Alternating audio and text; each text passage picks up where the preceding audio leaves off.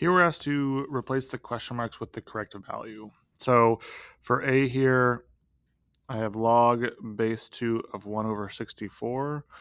So this is saying 2 to the power of what is 1 over 64? And I know 2 to the power of 6 is 64, but it's 1 over 64, so I know it has to be, it has to be 2 to the power of negative 6, which gives me 1 over 64.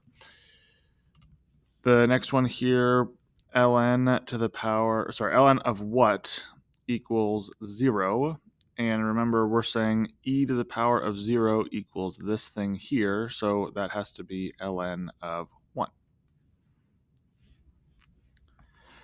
For C, we got, this one's a doozy. So this one I'm saying 3 to the power of what equals 27 root 3.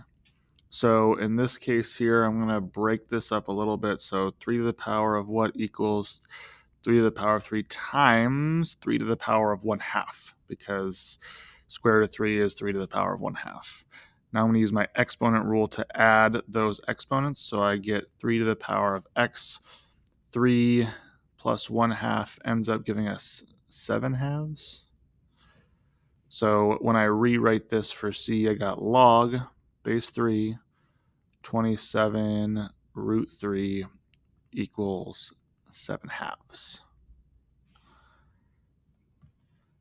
For D here, I'm saying these two things end up canceling each other out and leave me with just 6.